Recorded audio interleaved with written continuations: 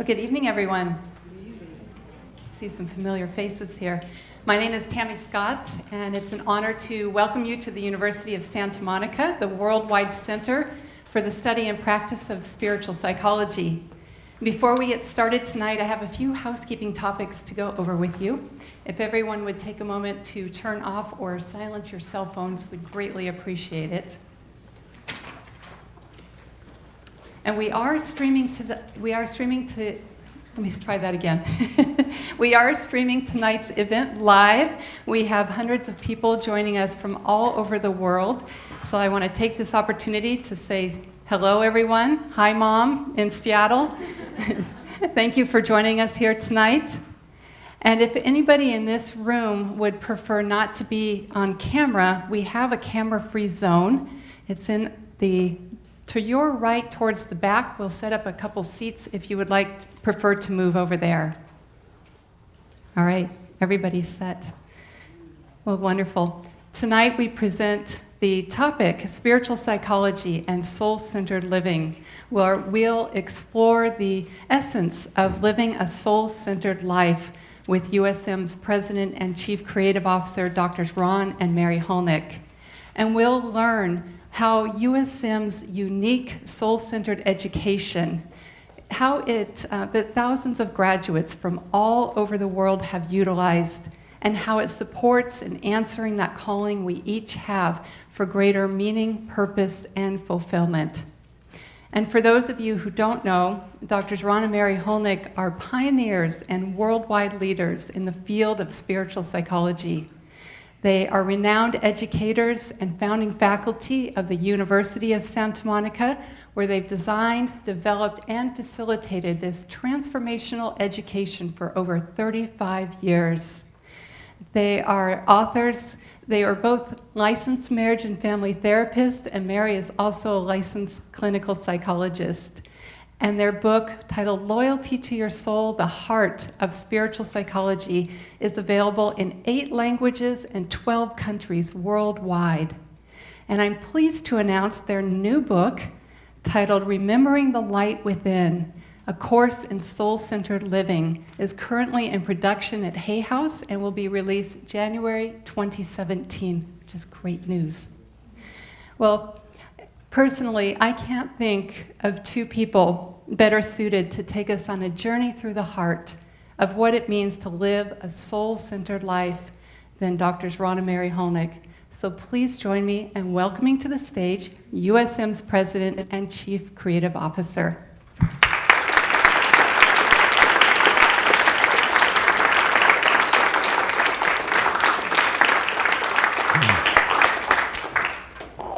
Thank you, Tammy.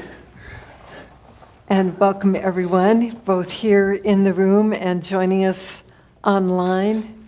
Oh my gosh, it's so amazing to be here with you. We had our 35th graduation on Sunday. How many were there? How many of you were there? Oh my gosh, a lot of you were there. How wonderful. Well, what a glorious day it was. And that event in and of itself, I think, is one of the greatest testimonials to what this work is.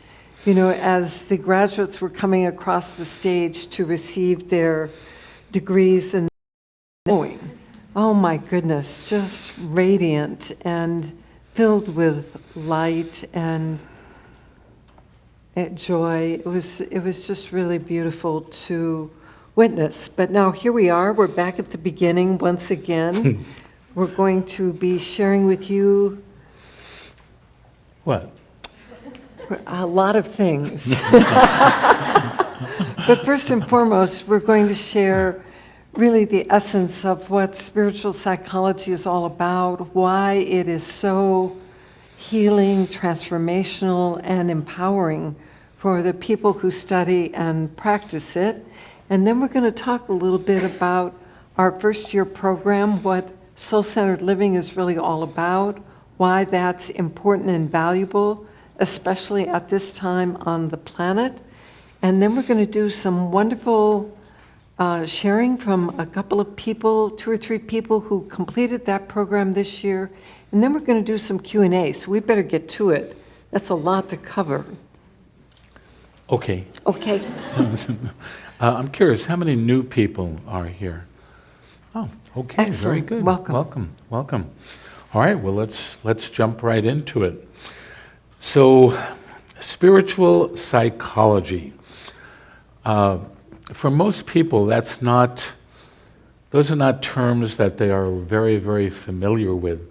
And so one of the main things that we always find ourselves doing is orienting people to what that means. Because it's not, so if I said we're going to learn algebra, everybody knows what that means. But if we're going to learn spiritual psychology, that is not evident. So we have to take a considerable amount of time here to orient people, especially new people, to what that means. Because a lot of the words that we will introduce, we will explain what they mean while we go, so that you follow along. Because one thing really follows from the next. And we don't want to just use words for the sake of using words. So, spiritual psychology. One of the most important questions that I think is, what is it? And what difference does it make? Does it really make any difference? So, if you were to look up the word psychology in the dictionary, what you would find is the science of mind and behavior. The science of mind and behavior. So, if you think about it, psychology should be the study of whatever the psyche is. It should be mind and behavior for this to be consistent. But if you look up the word psyche in the dictionary, what you're going to find is breath, principle of life, soul. What happened? My first teacher used to say, the reason that psychology was first inspired onto the planet is because mankind forgot why it was here. So, breath, principle of life, soul, starts to talk about why we are here. Science of mind and behavior doesn't really do that. But that's the way it is right now. So, when we coined the term spiritual psychology, the idea was to return it to its origin, to return it to the essence of what it was all about in the first place. That's why we call it spiritual psychology. So, obviously, if something is going to be a spiritual psychology, the first thing that we have to do is we recognize that there is such a thing as a spiritual reality. And we'll share with you in a little bit what we mean by that.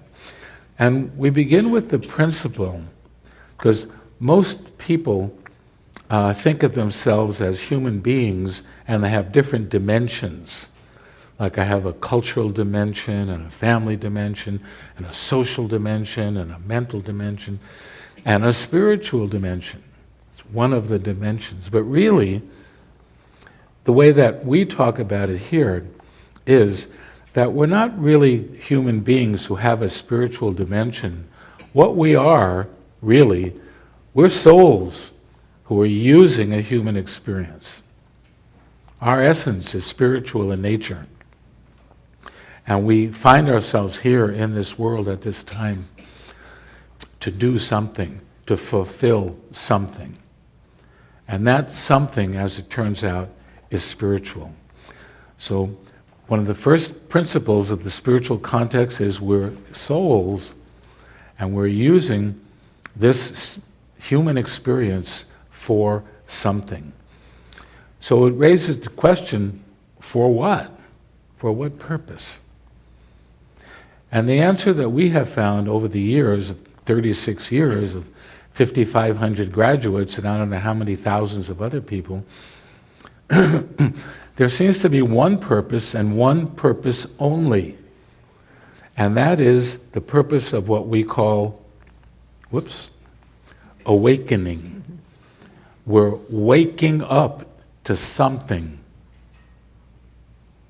which would imply that we are largely asleep, which to us is a very accurate description of much of what goes on this planet at this time. But that's really starting to change, and it's starting to change very rapidly. And more people are starting to wake up. One of the indicators of that, our publisher, Hay House, they're the largest international seller of spiritually based books on the planet, and they just keep getting bigger and bigger and bigger and bigger. And they tell us this. They say it's just getting bigger all the time. So we'll have more to say about what awakening is in very specific terms very shortly. So we define spiritual psychology simply as the study and practice of conscious awakening. Means that we're going to be aware of the process. It's going to be conscious as we participate in the process of awakening. And of course that brings up the question, what does awakening mean? I'm glad you asked. Glad you asked that question. So it's not the easiest thing to explain, but this is the way that we have found to present the information that most people can readily understand it. So, for most of us on this planet, this horizontal line that you see, notice it has a plus and a minus. It has polarity. So it means that it's negative on one side, positive on the other. And this is the way most people live their lives, on that continuum. So we're always looking for experiences or things that are going to make us happy, going from negative to positive. So we refer to this as physical world reality, as a good description. And because it's largely consists of people seeking to achieve goals, we call it the goal line of life. The goal line of life. And this is the reality that most people on this planet today are living in. This is what life is about for most people on the planet at this time. Not a bad thing, just the way that it is. So what we have found over time, and what brought us into this work in the first place, remember, we came out of the field of academics. It's not like we were priests or something, you know, we were teachers at a university. And so, while this whole physical worldview is going on, there's a whole other reality going on at the same time. So we refer to it this way, in an upward line. And we refer to that line, that reality, as the spiritual context. The spiritual context. So it would be very easy, and we find this easy to talk about in class, we call it the soul line of life. So you have the goal line and the soul line. So interestingly, that soul line is going up this way. Awakening. And you know, every one of the world's major religious systems, as well as all the mystics and sages and gurus throughout all time, have all said the same thing. And that is that we are going more and more and more in one direction, and one direction only. And that direction goes by the name of love. It's what we're all going toward. Now, if we're already spiritual beings, you can't become more of what you already are. If we're already spiritual beings, souls having a human experience, or using a human, you can't become more of a soul than you already are. So what can you become aware of? What you can become aware of, what you can become more aware of, is the essence of your soul or spiritual nature, and that is love. So what awakening means is to become more and more aware of your loving essence. And then to that we add, and to start living your life accordingly. Start living your life more in accordance with that principle. And that, my friends, is the essence of what spiritual psychology is all about. So, let's say that you're doing this and you're moving up, and because physical reality is what it is, it's moving too. And so we find ourselves living at a very unique time in history that looks... Oh, we're having trouble with that slide again, Kelly. Go back. Go forward. I don't know, maybe my goal line is gone on this. Can you see it up there? Yeah. Well, all right. Physical world reality, see what I mean? So you understand, it's easy to see material gains. You know, I mean, it's only been in the last, 19, 10, 20, about the last 120 years that we have cars. All the paving of all the roads was done in about the last 125 years. Isn't that astonishing? I find it astonishing. So things are moving on the goal line very rapidly. Drones, you know, didn't you all have drones growing up? I mean, I sure didn't. You know, and believe me, it's going more and more and more in that direction. But at the same time, we have also been moving up spiritually. What is the evidence for that? Believe it or not, in today's world, per capita, given the number of people who live here, has never been more peaceful on this planet than it is today. I know that may sound a little crazy, given all we see and all that's going on, but the truth of the matter is that it has never been as peaceful as it is right now. So we have every reason that is going to continue on. So it raises the question, where does one go to become educated in this world that is becoming? Because most of education is a system that was put in place hundreds of years ago. This is why online has become so popular. People are realizing, do I really need to go sit in the classroom just to hear the lectures? We say, no. But you do need to sit in the classroom if you want to have the experience of what is taught in that classroom. Especially if it's something that's relational and requires other people. So USM does that. So people who are interested in this are usually asking themselves three questions. Who am I? What's my purpose? What am I doing here? And how can I make a more meaningful contribution and live a more fulfilling life? You will see this in action, especially if you talk to young people these days. They have a much keener sense than I did growing up. I never asked myself, who am I? Ron Hulnick, that's who I am. That's not what we mean. Who am I? What is my soul? And what am I doing here? And how can it count for something? And these are the questions that we spend a lot of time with at USM, and helping people answer them for themselves. Not just in words, but in living their lives accordingly. It's very, very, very important to understand that. So, what's involved in awakening? I would think that would be the next question. All right, what is it? What's involved in awakening? One of the best answers that we have ever found to that question was attributed, we've been doing it for years, to the Persian poet Jalaluddin Rumi, but we come to find out recently it's really a quote from the Course in Miracles.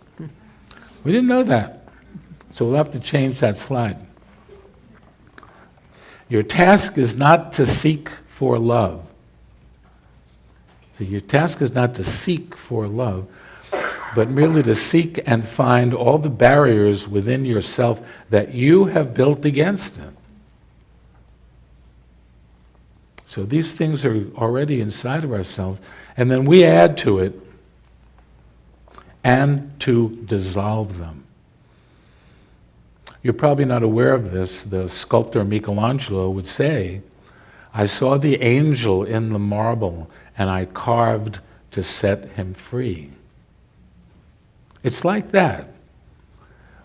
So inside of all of this hurt and suffering and pain and all the other upset that we have, there is this soul whose nature is loving. So the way that we work with this is we get a hold of all the things that we're holding on to that are not that, and we let go of them one at a time, and sometimes more than one at a time. And that basically is the process of soul-centered living and what spiritual psychology is all about. So let me see if I can show you that in terms of the dynamics that I think that you will be able to relate to. So what are these barriers? What do they look like? How would I recognize one? So I think you'll all recognize some of them as we go along, but we won't ask you to raise your hand. So we'll let that be your secret. So if you look at consciousness, if we look at what consciousness is made up of, there's this physical level, physical world reality, these bodies, all of that. But as you go inside, the first level that you become aware of is the mental level, the mind, the thinking part of us. All our thoughts, all our beliefs, all of that, the mind. If we go deeper inside, the next level we become aware of is the emotional level, how we feel about things.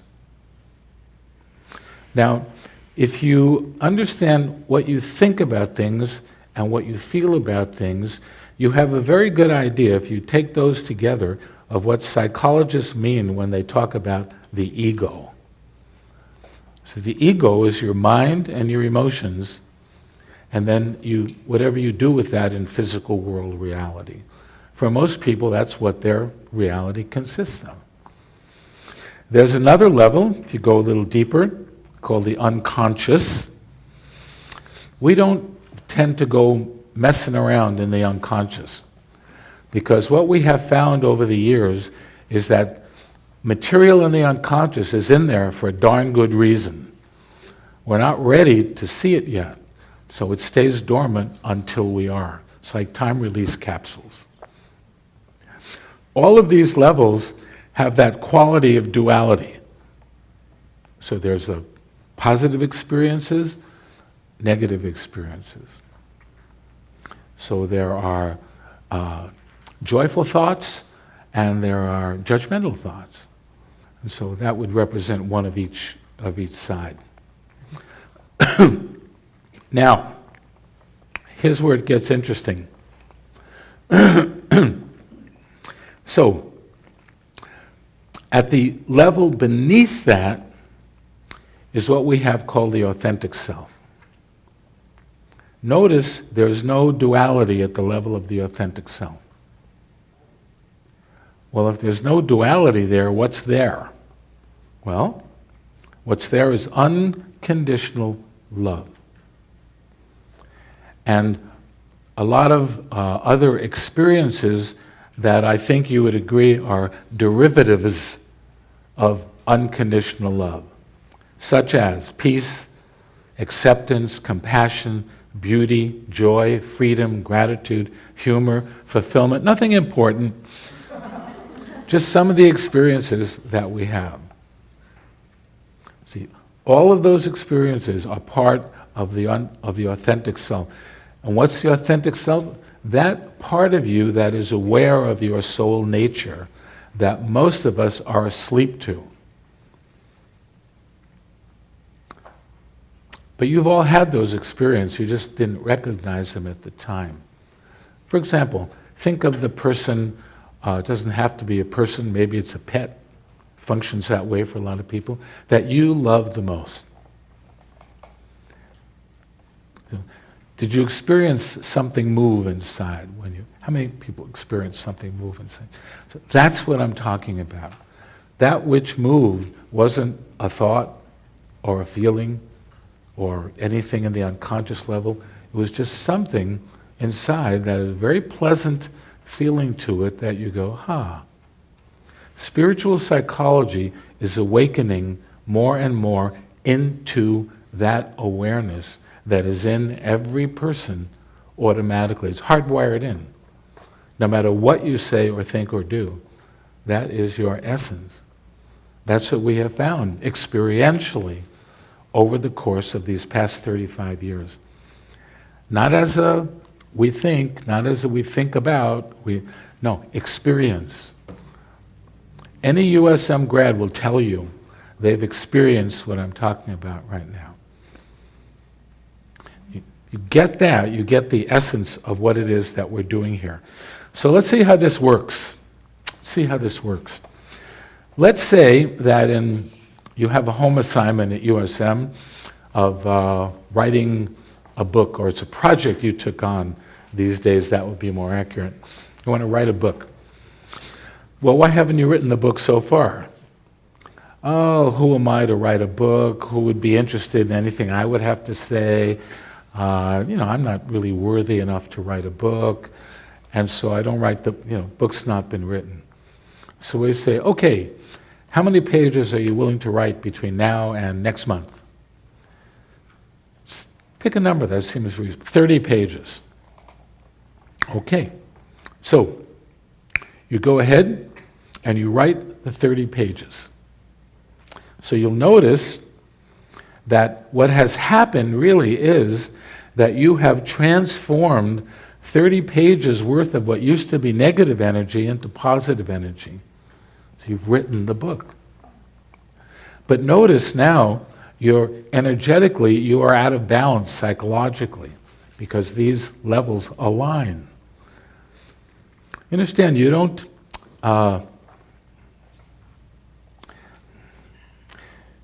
think you have a terrific job and dread going to work on Monday morning. So if you think you have a terrific job, you're going to feel good going to work on Monday morning. These levels align. But now you're out of balance. Well, all right, we set you up that way. So here's what's going to happen next. This is where the fun begins. Because, of course, your next month's assignment is write another 30 pages. So in the meantime, a message goes out in consciousness. Ron is out of balance. We got to get him in balance. So you have two choices. You can either not write anything again, in which case it'll go back to the center, or at that moment, material of why you didn't write the 30 pages before on the mental level and the emotional level and some unconscious is going to come bubbling up into consciousness. If you've ever tried to go on a diet, you know what that feels like. Things inside resist because they're challenging that which you had in place. You then go ahead and do the work that spiritual psychology teaches you how to do experientially. And what you do is you heal those things. And your consciousness now shifts. The whole thing shifts into a more positive framework. And now you're ready for the next 30 pages. You get the idea. This is why this program goes on for either a year or 2 years or 3 years, depending upon what people choose to participate in. And so it raises the question, well, what are these barriers? What are the barriers? You got my attention, all right, I'm hooked. What are the barriers? Well, here's how you can recognize the barriers. Now, probably nobody in this room ever does what I'm going to put up on the board next.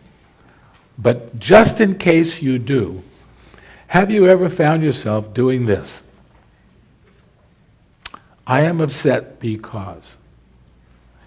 Well, if this is your philosophy, and you blame your inner feelings on things going on out there, which most people do, then where do you think you would look to affect the change? You would look to affect the change out there, because that's the cause of your upset. I've yet to meet a person who was able to do that. And so we just keep kind of going back and forth that way. It passes, and then the next thing happens, and that upsets. So we once did a little survey in class about, well, what are the things that are the common upsets? What are things people get upset about? I'm upset because. The number one I'm upset because was, you don't listen to me, people would say about their spouses. I'd never say that about Mary. I wouldn't dare. You don't listen. We once had a woman stand up in class. She said, my boyfriend told me that I don't listen to him. That is so hard to hear. Of course it is. Here's some more. People don't understand me. There's a book that says everybody should understand you. It's a commandment. Some people don't understand me. Or, I'm upset because life is unfair. Life should be fair. Any God worth their salt would make life fair. Life is unfair. That's upsetting to me. This is a big one today, in today's world. I'm upset because I'm working too hard. I'm working too hard. A lot of people really perceive they're working too hard, and they may very well be. I wouldn't quarrel with that. Here's another one. I'm upset at myself because I don't behave like I should. I should behave better than this. I'm upset with myself. And if all else fails, if everything else is working just right, and you happen to live here in Los Angeles, you can use this one. I'm upset because traffic is terrible. So if you're habituated to I'm upset because, the IRS is another good one. These days the election is a great opportunity. So they're an alternative. And if so, what is it? What is the alternative? And this is what spiritual psychology is really all about.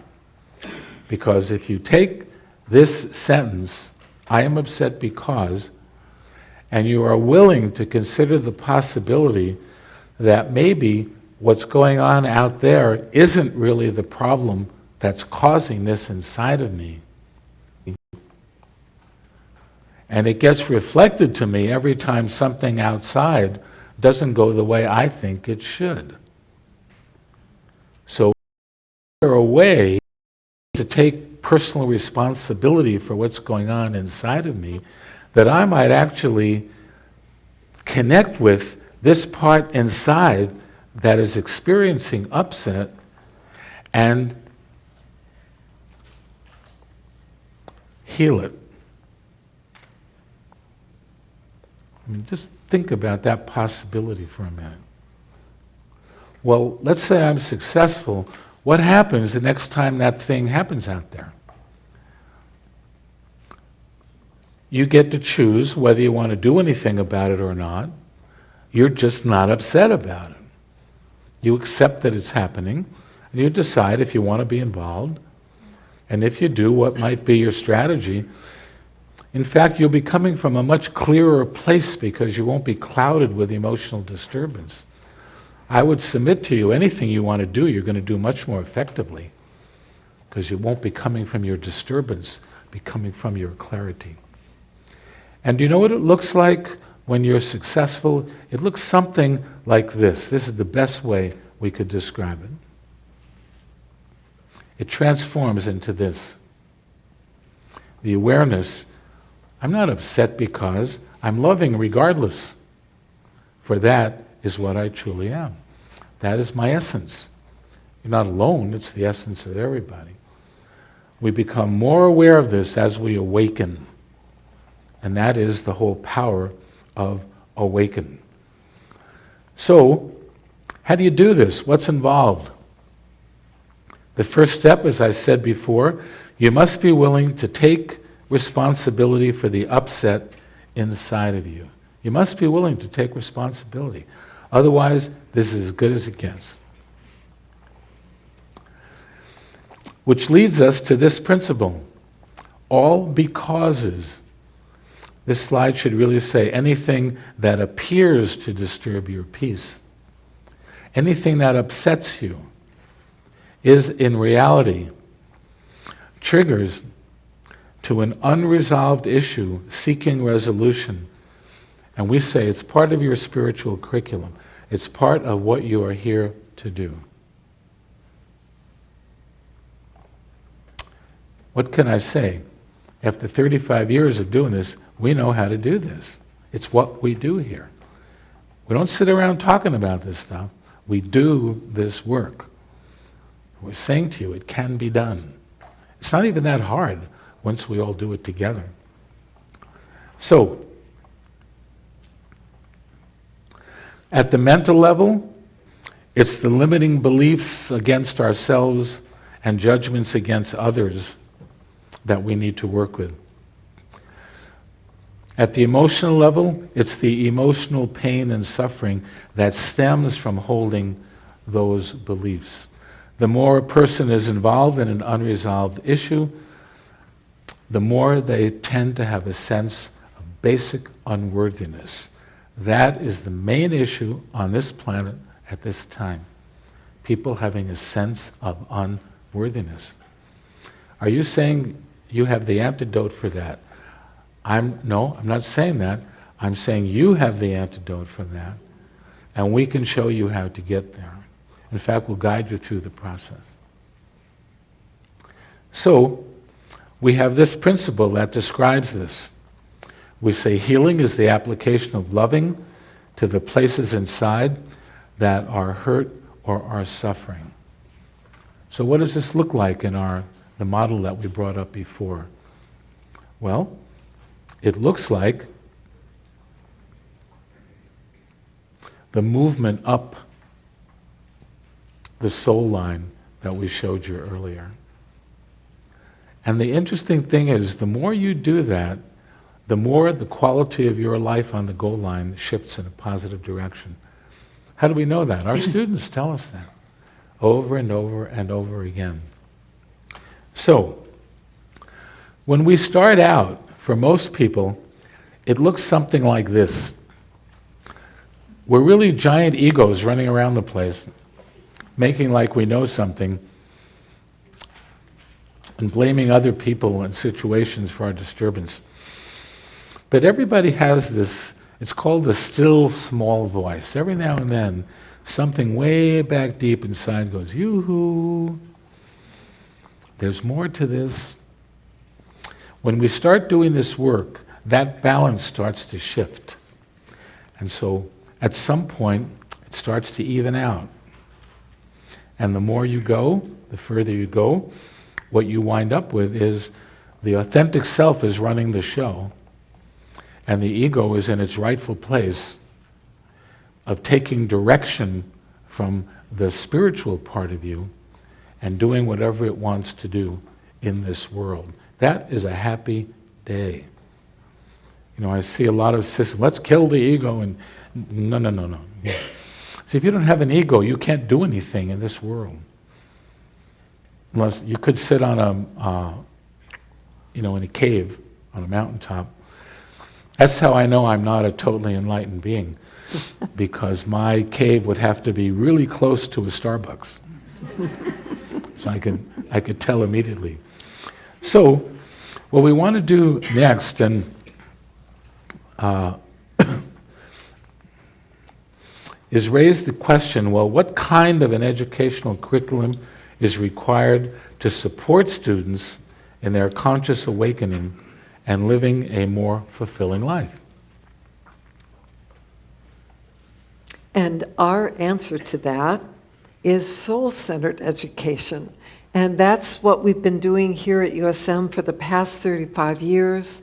And it is really a beautiful, beautiful process. The Dalai Lama said, "My hope and wish is that one day formal education will pay attention to what I call education of the heart."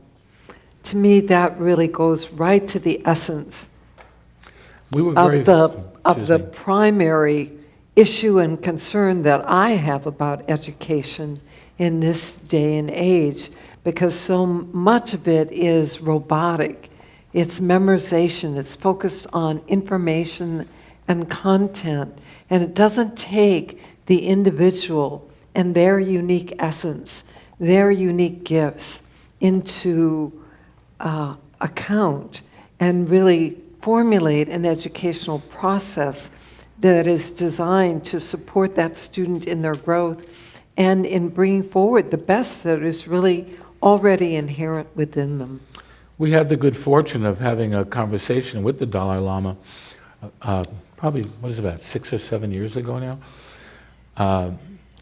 And we presented these ideas to him. It was in a small group of college presidents up in Canada. And he said, "I agree with this." He took it so far as to turn to everybody in the group and he said, "I'm learning from these people. You should learn from these people." Well, boy, that made my day. All right, so shall we? Yes, let's go on. So USM is really education of the heart, and we're going to talk a little bit about some of the elements that to us are essential as part of a soul-centered educational experience. First of all, it's sacred. It takes the inherent worthiness and value of each student into the account. It's inspirational. It's practical. It's relevant. Our point of view has always been, it's great to be aware of spiritual principles, but it's really important to assist people in translating them into application so that they can utilize them in their everyday lives to improve the quality of their life and to bring their life really more into alignment with the vision that they hold for themselves, with their heartfelt dreams and aspirations. Soul-centered education is also deeply healing and transformational. It's experiential. In the classroom, we will present information, but those talks are relatively short, and then we do processes that are designed to assist the students in experiencing the information and the principles that we're working with. It's creative, it's very alive and dynamic, it's joyful and it's fun. Part of why we continue to do this work here at USM is because it's real, it's authentic, it's alive, and we talk about those things that matter most. People are very honest, they become part of a community of like-minded and like-hearted individuals. People who graduate from USM, many of them have found lifelong friends. They'll be friends with them for the rest of their lives.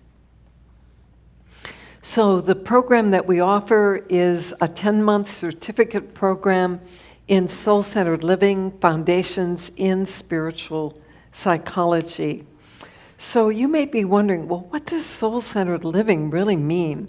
It sounds kind of intriguing, but what's that really all about? And we are defining the essence of soul-centered living as awakening into the awareness of who you truly are. In other words, your essential spiritual nature, so that you experience the love and giftedness of who you are, and then living your life from within that awakened state. That is really quite an extraordinary thing. And part of why we do programs that go on over time is because this is not instant pudding. It's not like you can come here for an evening, we go, here's how you do it, now do it. It's not like this, because we've all been conditioned. We have our conditioned patterns, we have our belief systems, and it takes a while to translate this so that you come into resonance with the information, you see how it relates to you, and you can begin to utilize it, to apply it. So some hallmarks of soul-centered living include knowing how to. At the end, our goal in the programs that we have offered has always been that people will integrate the information, they will integrate the tools that are taught throughout the program, and they learn how to utilize them, how to apply them in their everyday life. Use all of life experiences in service to awakening, and you have the practical tools to do so. You embrace that your essential nature truly is loving, and you learn how to live your life more and more in accordance with that, while at the same time remembering we're human. We still have an ego. We still have a process. We still will have our I'm upset becauses. You can learn to relate with yourself in ways. This in and of itself is hugely valuable. And in so doing, you can free yourself from a great deal of the mental anguish and emotional suffering that we tend to experience in human form, particularly when we're not aware of who we are. And you get to accelerate your healing and awakening, because as you learn these tools, you begin to transform. Your life begins to transform. Your relationships transform. The way you show up at work transforms. Part of what's really fun about being a USM student is because we do a significant amount of large group sharing in the classroom, you really get to experience not only your own growth, but the growth of others as well. And I'd say that's one of the really catalytic and inspirational aspects of being a USM student. You get to clarify and align your life purpose with your soul's purpose. So many people have questions about who am I? Why am I here? What is my purpose? And those are big questions. There are some of the questions that, in our view, matter most. And here at USM, as you start to become more aware of your essential nature, of your soul essence, of your unique giftedness, then many people become more aware of their calling.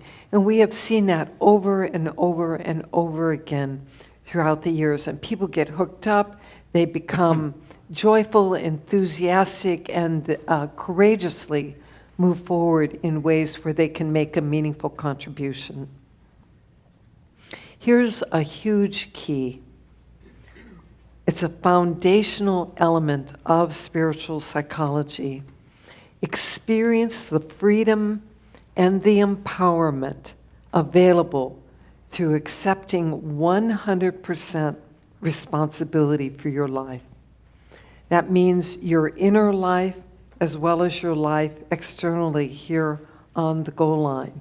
And so many people feel like life happens to them, that their choices are limited, that people or situations or circumstances do things to them, and as a result, they're kind of this state of chronic upset and feeling like they can't really move forward or be successful or get those things that they want in life.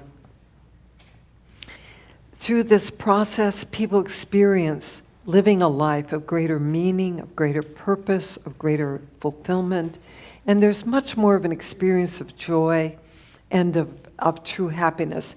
And what is it people want most of all? They really want to be happy, and yet for so many, it's an elusive thing. And you get to learn how to use these very practical and game-changing principles and practices as a way of being and as a way of life. And that's part of what I love about our community. As Ron mentioned, we've had Over the years, about 5,500 students graduate from the programs, and a myriad of other students who've either taken a part of the program or have taken some of the open to the public events that we've done. And the community, I remember one evening, we were, this is a couple years ago, we were having dinner with about a dozen USM grads. And our work is with the classes, and generally there are 200 students or more in the classroom at any given time. So over the course of the years they're in the program, we get to know them. But to have a small group of them that we were talking with, and I must say, through the course of that dinner and that conversation, I was blown away at their way of being, at how integrated they were in terms of their consciousness with this work. And I know Robert Holden was a speaker. Wherever I go to speak or wherever I'm doing a workshop, people will come over to me, and even before they open their mouth, I know they're a USM grad. There's a presence about them, a way of being that really communicates. So kind of an educational process fosters this quality of education and this kind of an outcome. Well, we have our class weekends. There are 9 weekends, October through June, weekend a month, and then we have a 6-day lab in the summer.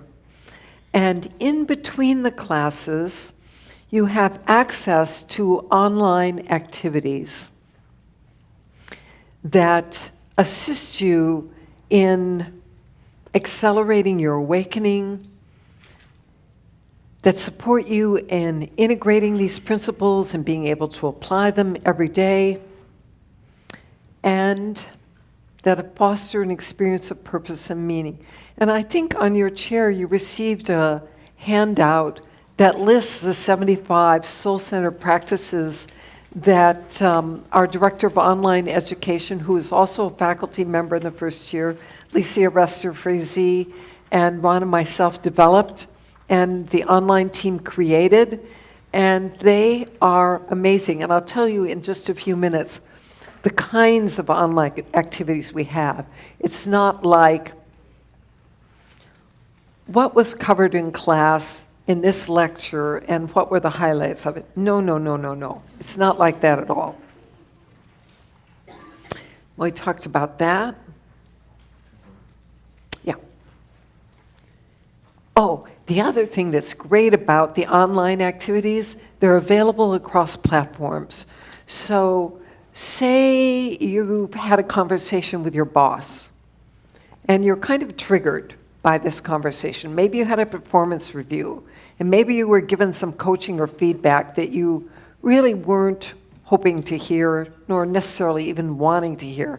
So maybe you're feeling a little upset, a little out of sorts. But yes. And then, but you know you have another important meeting with your own team, and that you really need to show up as a leader, and you need to show up in your joy and your enthusiasm, and you need to really be supportive and encouraging to them. But you're aware, oh gosh, not really present to that. Well, you could go to the ladies' room or the men's room, and you could take out your mobile device and you could plug in your little earphones and you could listen to a guided meditation. There are many guided meditations that are part of this, but one of them is called Flooding with Loving. It's short, maybe it's like 8 minutes or so, and by the time you're done listening to that, for most people, they would be feeling much better and ready to go on to that next meeting. And they actually have, in each restroom, there are little booths where you can sit down and do this. You know, and people don't understand, those are really spiritual attunement booths. Have this opportunity to do this work. All right. And part of what's great about the online activities is they're really designed to keep this process alive. inside of you throughout the month. They're intended to be very supportive of you in integrating these. So I mentioned guided processes, guided meditations. We also have guided processes of many of the skills. So if you're saying, gosh, I just really experienced a lot of judgment today, and I really want to get myself back in my center, I need to work with moving into a greater level of acceptance, then we have some guided processes for that and many other options as well. There are great talks that are given in the classroom. There's great sharing that occurs spontaneously. And each month we select some of those that are really highlights. We make them into podcasts, and they are part of what's available. The class itself has a private Facebook forum, which is fantastic because it's so supportive. We have inspirational soul moments, and we have some fun soul play games that Lisa and her team have created. They're really great. One of them that I especially love, it's kind of like playing roulette, except with the principles that are part of spiritual psychology. And you think of a situation with which you'd like to get some inspiration and guidance. So you think of that situation, and then you press something and it spins, and then a principle comes up. And it's actually the most popular game that was created. And I can understand why, because it's quick and easy and can really help assist you in remembering, oh yeah, I don't need to be in I'm upset because I'm not a victim here. I've got a choice. Who's this program for? Well, we happen to think it's for everybody. But we're prejudiced. It's really for anyone who's called to this kind of work, anyone who's interested in waking up. Probably many of you are here because you know someone who has graduated from the program, and you recognize that something wonderful transpired for them, that they really changed, and that their way of being has radically shifted. That's often why people come. It's like when Harry met Sally in that scene where the woman in the other booth says, I'll have what she's having. People can tell when people are involved in the USM education and the quality of transformation that occurs.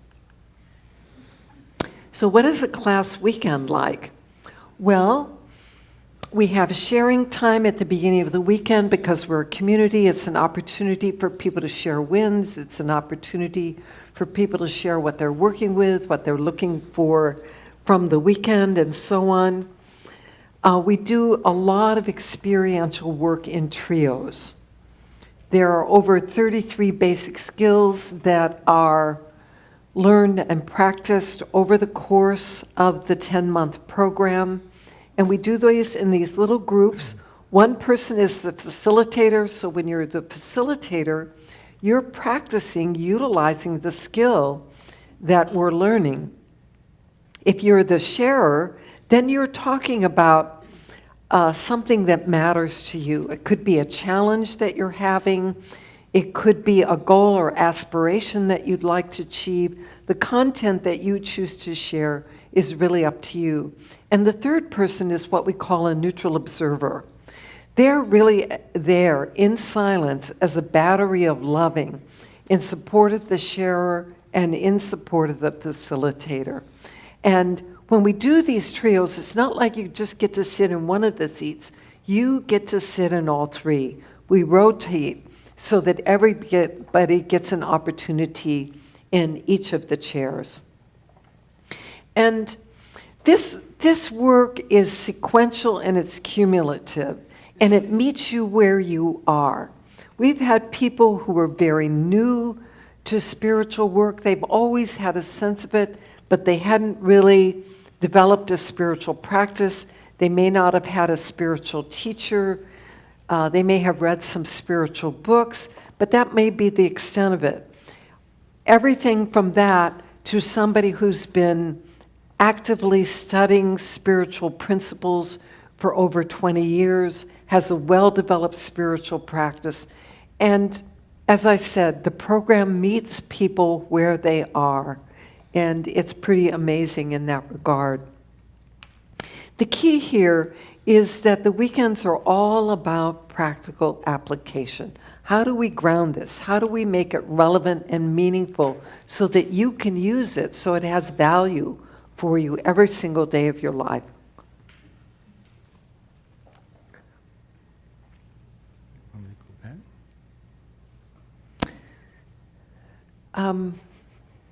No, I think we can go on to that.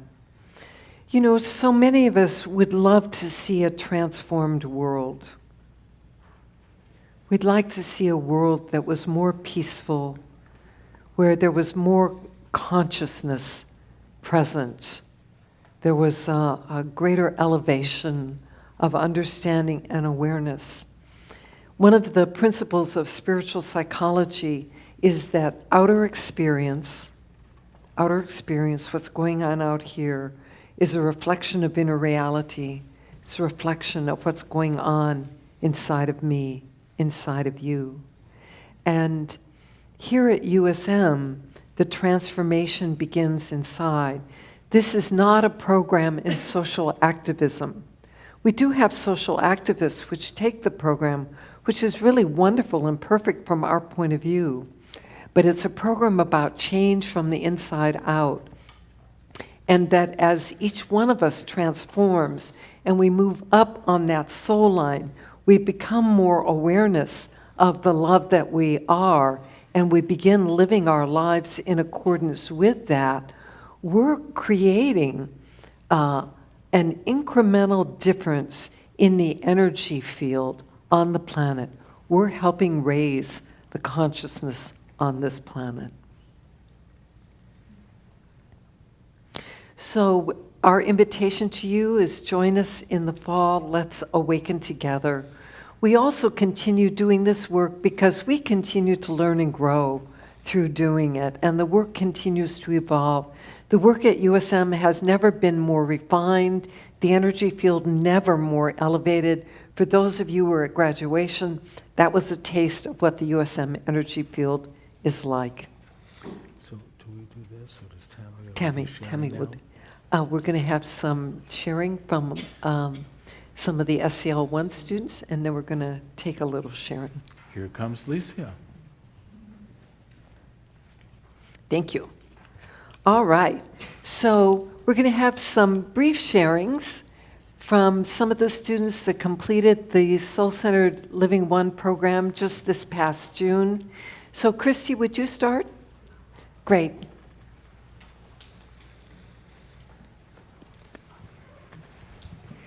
Good evening. Oh, sorry.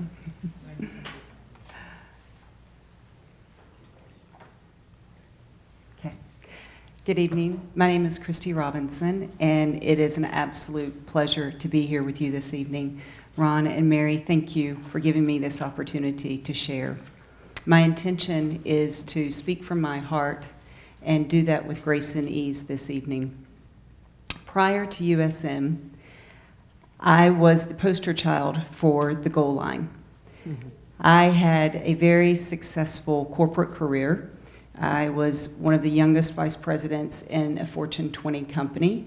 I had a very busy life. I had a lot of things that I had acquired, and checking lots of things off the gold line list. And then I broke my neck. Literally, my neck broke. I had a ruptured disc that was pressing on my spinal cord, not due to an accident. I do believe it was the best gift the universe could have ever given me, and because it made me slow down, it made me stop. And as a matter of fact, it made me stop so much, I had to step back from the workforce and take some time to take care of myself. And so when you go from 100 to a 0, and then you go from all of this activity to just spending time with yourself, there was a lot of questions that started coming up. And the first one, oddly enough, was, who am I? Who am I? As this corporate persona started falling away, I had no idea who I was. One of the other questions that came up is, if I've been so successful, then why do I feel like something is missing from my life? What could possibly be missing? I've accomplished these things and I've had titles, but there was something clearly missing. And another question that came up is, how could I possibly spend almost 2 decades of my life working so hard in a career that I am not passionate about? And I don't know if any of you can relate to that. So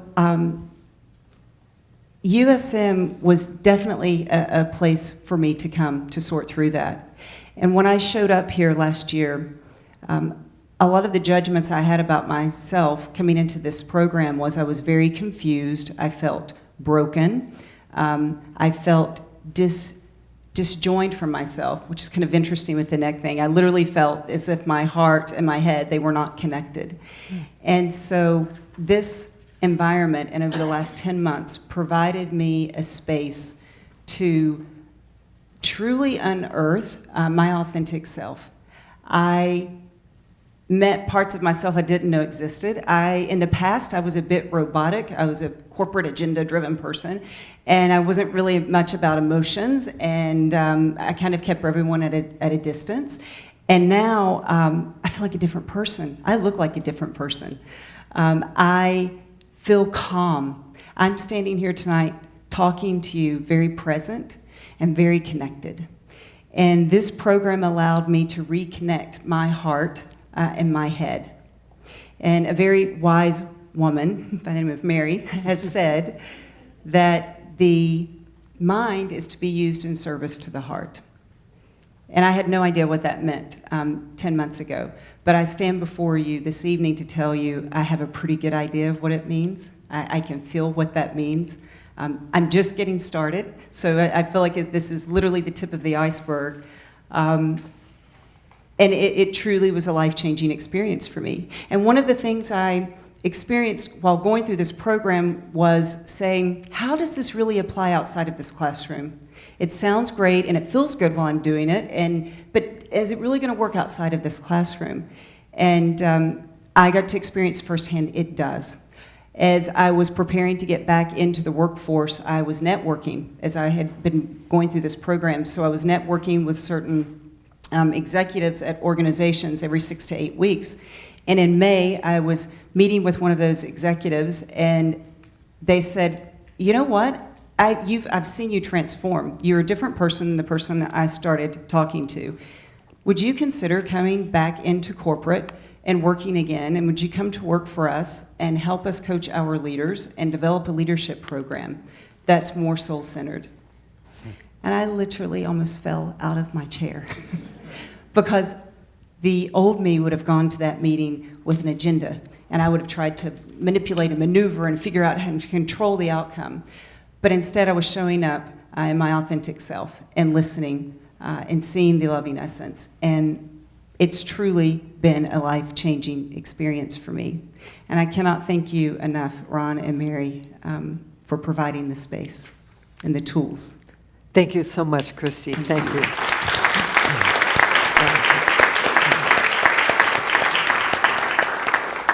Who's next on the list? Nick, would you share?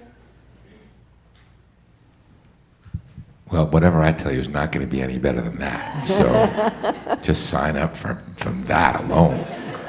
Goodness. So I took the class last year myself, and my name is Nick Siegel, and in my goal line world, I am president and CEO of a real estate company here on the West Side called Partners Trust, and I manage about 300 people. And if you've ever bought or sold a house, you know the emotion that can go with that. So.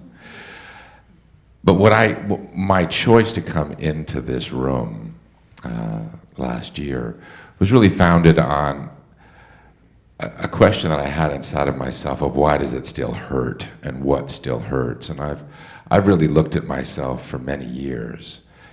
And I realized there was a critical time in my life when I was a kid. When I was 13, my mother took her life, and then about 14 months later, my father passed thereafter. So. At 14, it was a period of time that was of great confusion, great hurt, great feelings of abandonment and all of those things. And I think all of us in our own way have that, and no matter what the situation, that feeling of separation. And so I took on a persona of, I'm fine, you can't hurt me, I will be just fine, I will survive, and I will live through this, and I will prove to everybody that I can live this normal life. And inside of me, I just realized, and though I didn't realize it at the time, the hurt and the pain and how it was just locking me down. And so I carried on with life, and I've been very successful on as the vernacular of this goal line. And I realized that I wanted to keep raising up, and I care so much about giving from the best of who I am, and I didn't quite know how to do it. And coming into this program, and I too share just such profound gratitude and thanks to the two of you, to this organization, to all of the people that hold back here, because that's the safety that you walk into in this environment. And I was able to take the time to explore that hurt and that separation. And one of the first awarenesses that I had was that a judgment that I had about the fact that if my parents left, they must not have loved me. For one reason or another. If one of them takes their life, they must not love me. And so I discounted the love that I'd had for that period of time before they passed. And in this room, I realized that love did not go away. It's just how I reviewed and how I judged that love. And so I took that love back, and I claimed it back inside of me. And so it became part of a resource and a reservoir. And I was able to say, my life, my authentic self, is still in that loving, and I have that loving. And now I can work towards taking that loving and making that the foundation from which I go forward. And so as I look at my company, as I look at the people that I have the pleasure to serve and serve with, I get that opportunity to give from that loving place. And I know of no more rewarding remuneration than that. And so my encouragement to, you're all in this room because there's some sort of curiosity, there's some sort of thing that says, I don't know, I'll check it out. And I see a couple of people may have left, and that's cool. It's in everyone's perfect timing. But I encourage you and I invite you, if you get that sense inside that says yes in any form or fashion, lean into it and enjoy the essence of who you are and discover that and recognize it and just enjoy the ride. So thank you very much. Thank you, Nick. Thank you.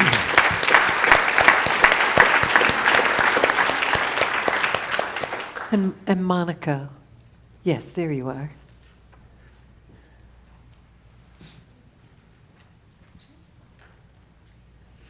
Hi, I'm Monica Rodriguez. I'm actually an LA native, born and raised. And I'm an architect, and actually I just finished celebrating my 10-year anniversary at a great architecture firm here in Santa Monica. And I enrolled in the Soul-Centered Living 1 program with the intention of being a better person at the end of it. And my intentions were to be vulnerable, to be more loving, to be a better daughter, a better sister, a better aunt, and a better friend. And what ended up, I'm just gonna take a little breath. Not expected, but I knew coming in I was gonna move up on the soul line, and I never expected that I was also gonna gain on the goal line. And so I'm here today to kind of share really what that experience was. I, for the most part of my adult life, played small. I kind of felt that me showing up as my true self would make other people feel less than, especially my cousins, my aunts, and my childhood friends. And so I thought they would, kind of see it as showing off. So I didn't share. I didn't share my successes. I didn't share my life. I didn't share the time at university. I didn't share my job. I didn't share the fabulous projects that I'm a part of in LA. And one of the things I also kind of kept myself from doing was getting my architectural license, which is kind of big if you want to be an architect. And so for 2 years, I had been eligible to take the California licensing exam, and I put it off for 2 years. And there was a real fear behind that. There was a fear of failing, not passing, and then it proving that I'm not good enough, that I'm unworthy, that I'm a failure. But even bigger than that was the fear of passing, and the fear of showing up, and it coming off as showing off again, and more kind of maybe distancing myself from people I love. So in the program during the 10 months, I did a lot of work on self-love, self-compassion, self-acknowledgement, self-acceptance.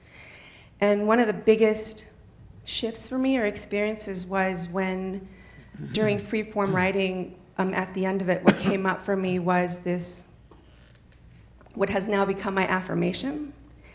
And and I'll share it with you, it's pretty fantastic.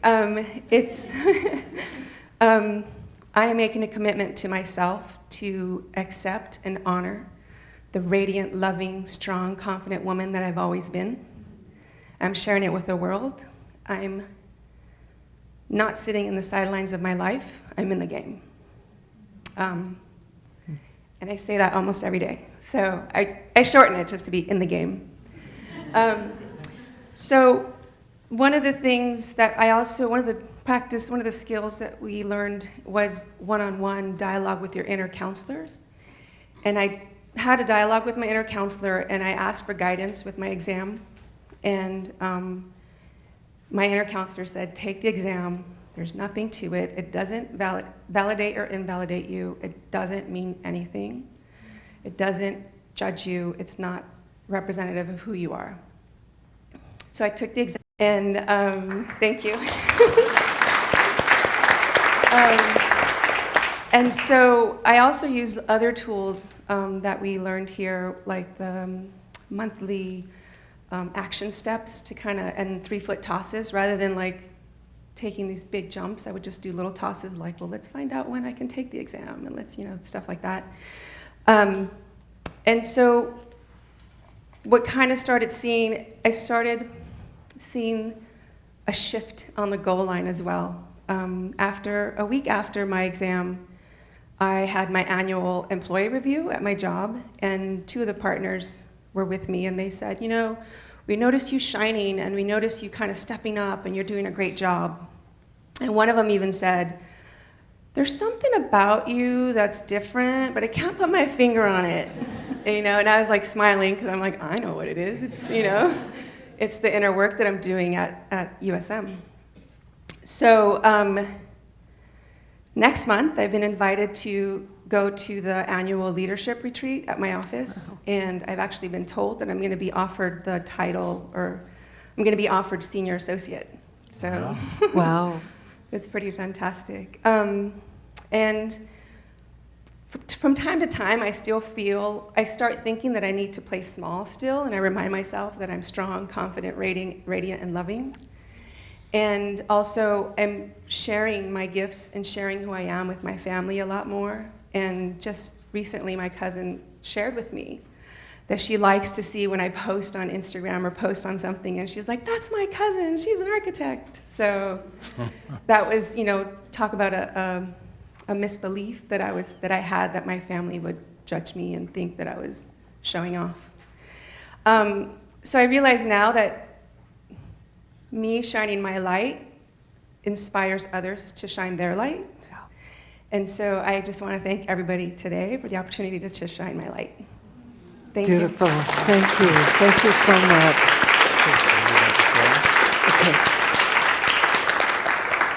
Okay, so what we're going to do next is take some time here. There may be a question that you have about anything that we presented that you might want to ask, or maybe there's a particular thing that you're working on inside yourself that you might say, well, how would I work with this in this system? And we'll see where that goes. We never know. We've not done that before.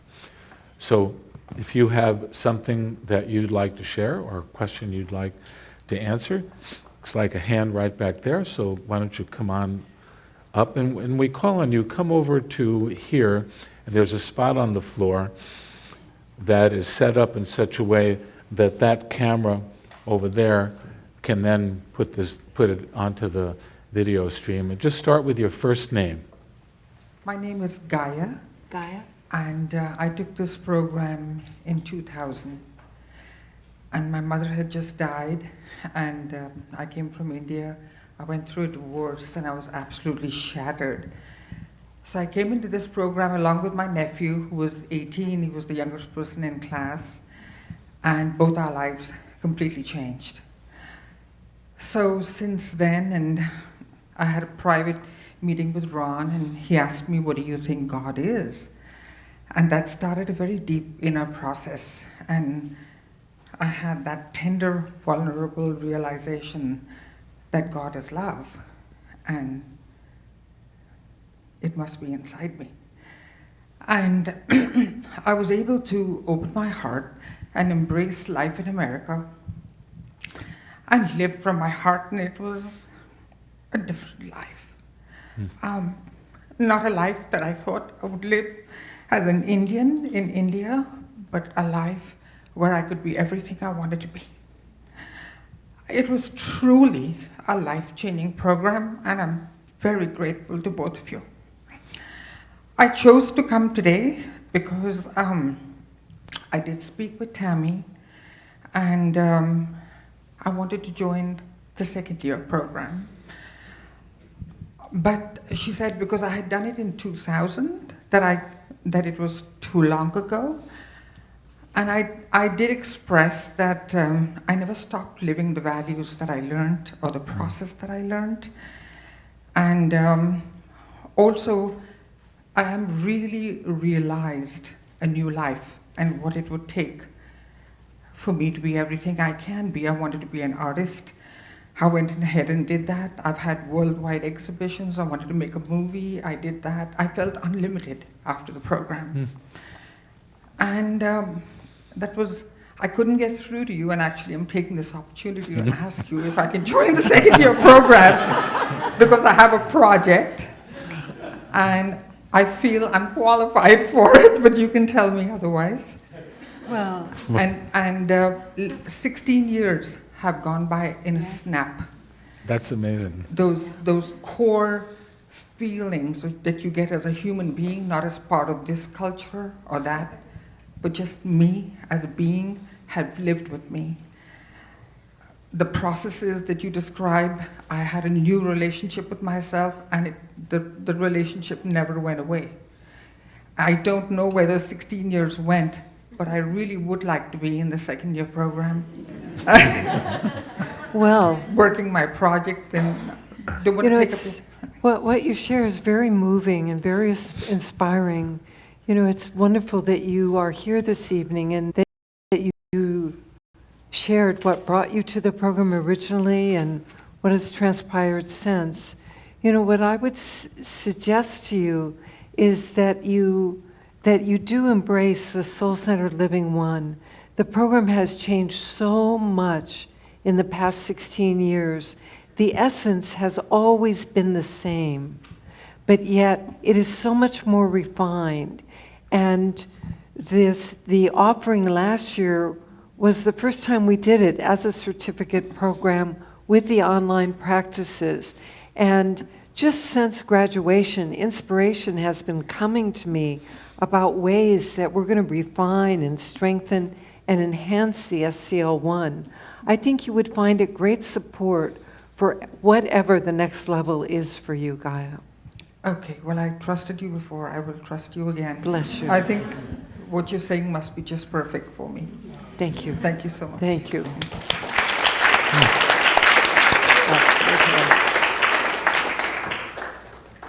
Go ahead.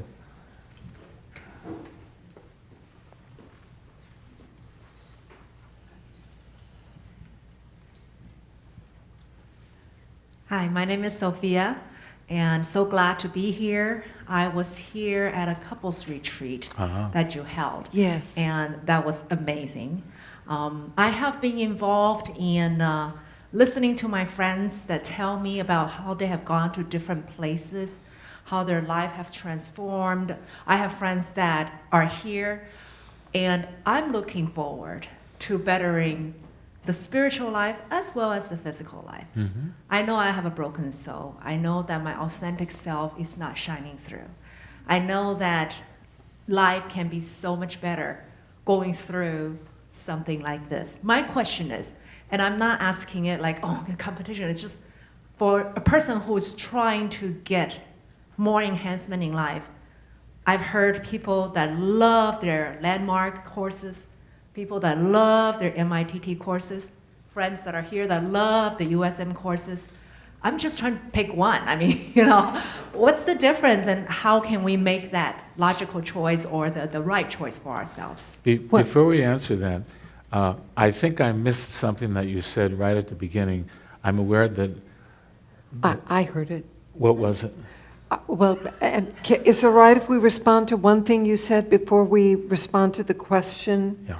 Because you said something about your soul being broken. That was what I thought I heard. Yes. Yes. And we just want to assure you that it is not. Oh, okay, good. That's And good It to is know. not. I thought I was. I thought I was broken. No, your soul Our soul is... cannot be broken. Good. No, your soul cannot be broken. And so your soul really is your spiritual essence. It contains the original essence, the original innocence of your being.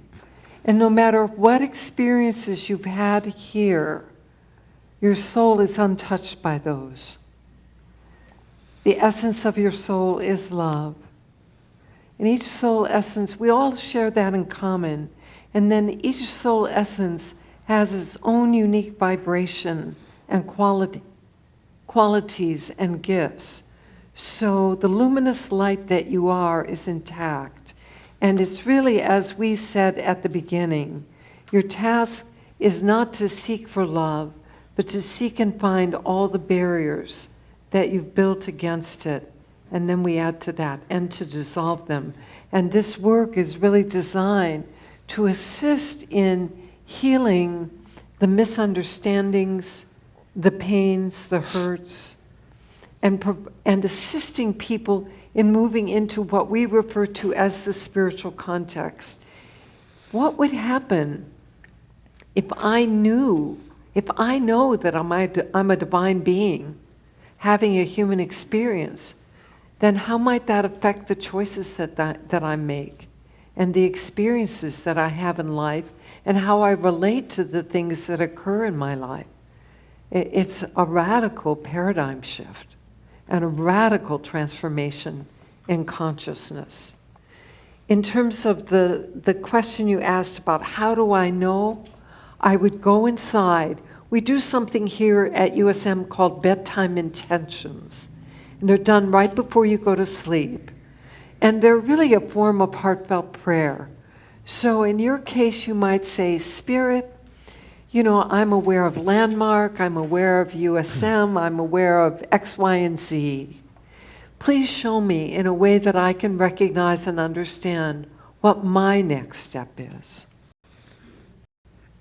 See, because Spirit knows, and your own inner knowing will guide you to that which is appropriate and your next step. There are different offerings really represent different lines of energy, and people will gravitate towards the one that's on their line of energy, that's on their frequency. Perfect. Especially now that I know that my soul is not broken, I'll trust that small silent voice. That's right. When I do my nighttime prayers. Got another question for you. If you're willing Yes. to Absolutely. Okay. Please ask away. So my question would be, where did you get that idea? The idea that my soul's broken? Yeah, how'd you well, come to that? Because it's like I've had lives happening to me, even though I try with my very best intentions, Yeah. and they don't come back like, oh, wonderful, thank you for your 200% of, efforts. So when I get crushes like that, I feel like I'm broken, and then therefore I go, oh my gosh, it's broken inside. And So- I grew up also, I was abused, so. Ah. Yeah, so I just feel kind of broken through these different events in Yeah. life, and I know And I love your saying about being strong. I know there's strength in there. I know it's in there. I'm just trying to bring it out. Yeah. Yeah. Despite all things. And See, now and it's, yeah. one of the things that you'd probably wind up doing at some point in here, see, because when you say my soul is broken, obviously what that is a belief, a conclusion that you reached based on certain experiences that you have had. So I was abused, there's this, there's that. That must mean that my soul is broken. And so what you would do at some point in here, you might actually have an inner dialogue with the part inside that made that conclusion. Can you get in touch with that part? I'll give it more confidence now. Say again? I will give my soul more confidence No, I now. mean, could you get in touch with that part that made that conclusion right now? I think it's multiple counts and probably my No, recent experiences. So you're talking about, I'm saying, now you don't have to do this. I'm just trying to demonstrate the kinds of things that go on here. I'm Okay. saying, can you right now get in touch inside with the place inside that reached that conclusion? When I feel the inside, Yeah. I feel the inside crying. So Yes. it's crying. Exactly. Okay, and what's it crying about? It just has a lot of great amount of sadness. Sometimes it's not even able to say, well, I'm sad because of one thing or Yeah. two things. There's Yeah. a great amount of sadness, Yeah. and it's crying inside. Yeah, I hear that. So one of the things that we would do, I don't want to take it too, try to do it now because it could go on for a while, but you would actually explore that. And you would actually explore what is that young one inside? What are they really crying about? Can I go in and talk with them? Can I soothe them? Can I work with them in such a way that they let go of that conclusion? That is what we call the healing of memories. The healing of memories. See, and that's what distinguishes us from those other places that you mentioned. I already can't wait. Yeah. Well, you get the sense of what I'm saying. Yes. And- Thank you so much. And what Ron is suggesting to you is a practice that you can begin even now. You know, if when you are feeling sad or feeling that grief, you can just, in the privacy of your own home, just put your arms around yourself and just rock and cradle that younger one inside who feels the sadness and who feels the grief, and just hold her and comfort her the way you would have liked to have been held and comforted when you were a little girl going through those experiences. That in and of itself will start the healing process. And you can tell her things like, you're beautiful, I love you, you didn't do anything wrong. Thank you. Wow. Already the healing is starting. Well, thank I you feel for, the sadness a little bit less. That's right. Yeah. See, that's the direction that you would want to go.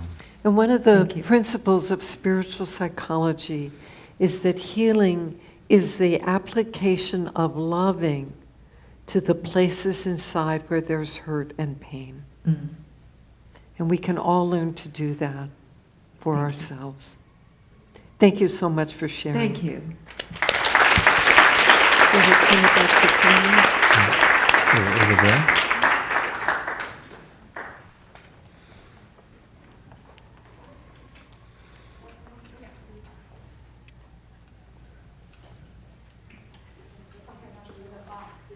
Hi. Okay, hi. Hi. And your name? Sasha. Sasha? Yeah, it's such an honor to meet you. I've worked with a USM graduate as a life coach for a number of years, and it's very powerful work. And I'm, like you said, I think this is kind of in my frequency. It kind of keeps coming around to get me. There's something that is really holding me back, though, and I think I really understand the concept of 100% responsibility for my soul line. That feels really intuitive and right. Yes. But taking 100% responsibility for my goal line doesn't feel accurate for the reality of the world that I have experienced. So you're not taking 100% responsibility for what goes on the goal line. Yeah, and I kind of resist the idea that I actually even should have to. That No, feels... you don't. You don't. That's not what that means. Oh, explain, please. See, it's 100% responsibility for what's going on inside of you.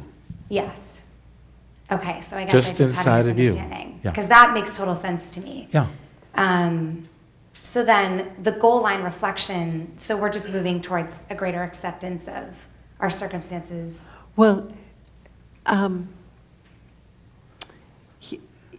what comes forward for me is for you to know that you're not to blame for the situations, circumstances, and experiences that you've had. Yeah. See, and sometimes people have the idea, well, if I'm 100% responsible, Exactly. then it must be my fault. So what's the difference there? Because those still feel like the same thing to me. How is it not my fault if I'm 100% responsible? That is something we could talk about for quite a long time. Let's see if I can bring forward a brief answer. If we're divine beings having a human experience, then why are we here? Well, we're here to awaken. We're also here because each one of us has what we refer to as a spiritual curriculum. A spiritual curriculum.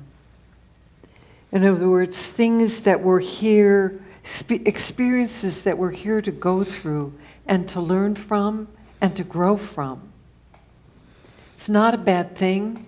It doesn't mean you did anything wrong. It's not punishment.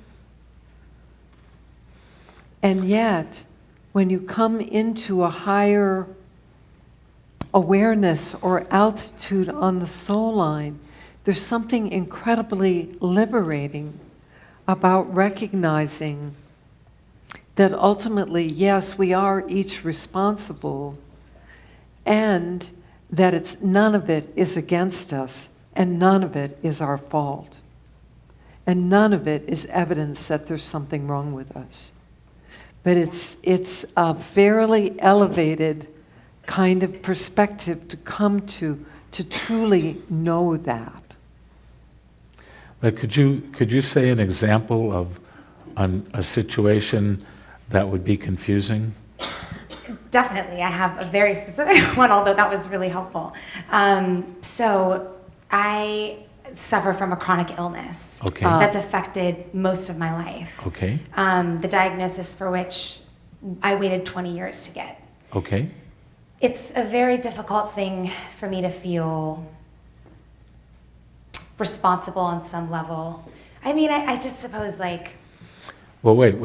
Let's stop there and talk about responsible for what. See, it's not like you're responsible for the illness. See, that just gives you another opportunity to make yourself wrong. See, we're not saying you're responsible for the illness. See, from our point of view, all illnesses, all situations we find ourselves in are all tailor-made by us to assist us in the process of awakening. So we're not saying you're responsible for the illness. What we're saying is you're responsible for how you respond to that illness. How you relate to it. We say how you relate to the issue is the issue. Mm-hmm. So if you utilize the illness to make yourself into a victim, things of that nature, mm-hmm. then that's how you are using it, and you will suffer accordingly, more than the illness, but the emotional suffering that follows from that kind of a orientation. If you choose to say, well, all right, I have this illness, how can I learn from this illness? How can I use this in such a way that it almost like it forces me to move in a certain direction that I might not have gone before? Mm-hmm. If you read or listen to any of the talks, especially given by people who are cancer survivors, mm-hmm. you will hear them talk about how cancer was a blessing because it forced them to change their lives into ones that were meaningless to ones that now have meaning. So they found something through using the disease to enrich and fulfill their lives. Mm-hmm. And so now they are people who are leading fulfilling lives that may or may not still have cancer. Some of them do, some of them don't. But it's not about whether the disease is healed or not. It's about what we do with it that determines the quality of our lives. That's what this program focuses on. That's why we say how you relate to the issue is the issue. In your case, how you relate to the chronic illness mm-hmm. is the issue. And you know what? In the third year of this program for people who want to go into it is a course that we call Consciousness, Health, and Healing. Yes, I know about that course. Yeah. And so we have found we don't focus on illnesses that people have. We focus on unresolved issues that people have. What disturbs their peace? And amazingly, and there's no way to predict this, some people's illnesses cure for no apparent reason, and some don't. So there's no way that I would ever go inside and, or go online to say, no, we have the cure for, no. What we have the cure for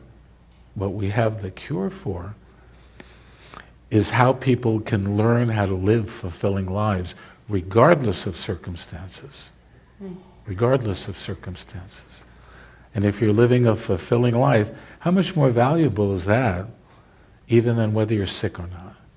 Would you rather live a life where you had illness but you felt fulfilled, or a life where you had no illness but it was like nothing was really happening? Yeah, no, thank you. I totally agree. I think it's just really deep spiritual work to try to let go of the desire to have, like my stubborn desire to have my goal met of not being sick anymore. That's like such big work to be Well, you see, if you have stubbornness inside of you, and if you have stubbornness as one of your characteristics, mm-hmm. you may find that your stubbornness is what's holding this disease in place. Mm-hmm. The relationship between consciousness, health, and healing is fascinating. And it tends to be very, very complex. Yeah. And yet we have found the work in consciousness so powerful in terms of assisting people in peeling the layers, in getting down into the metaphorical or symbolic elements of the illness. What is the message the illness is attempting to deliver? And so on. There's so many levels and layers to it.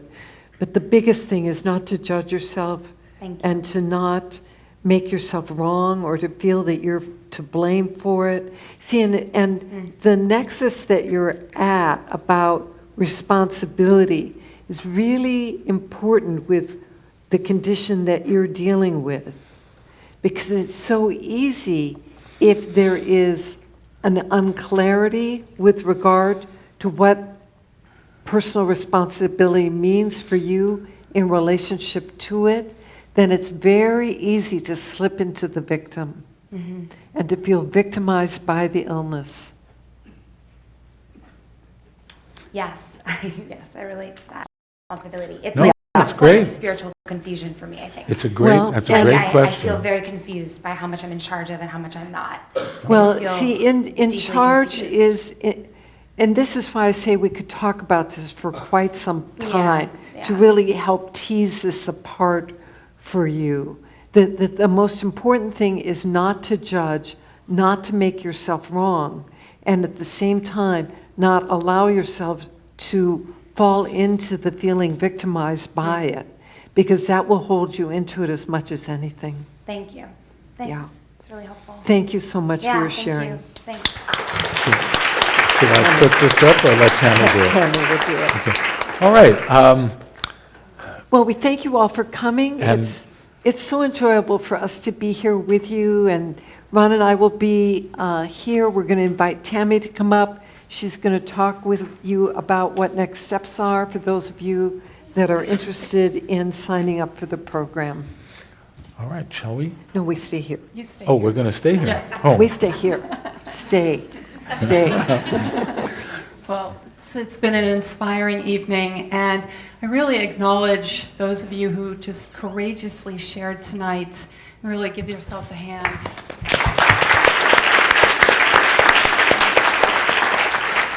And thank you, Monica and Nick and Christy, also for sharing your experience of the 10-month program tonight. We really appreciate hearing the inspiring stories. And thank you, Ron and Mary, as well. Thank You you, bet. Tammy. Just been lovely.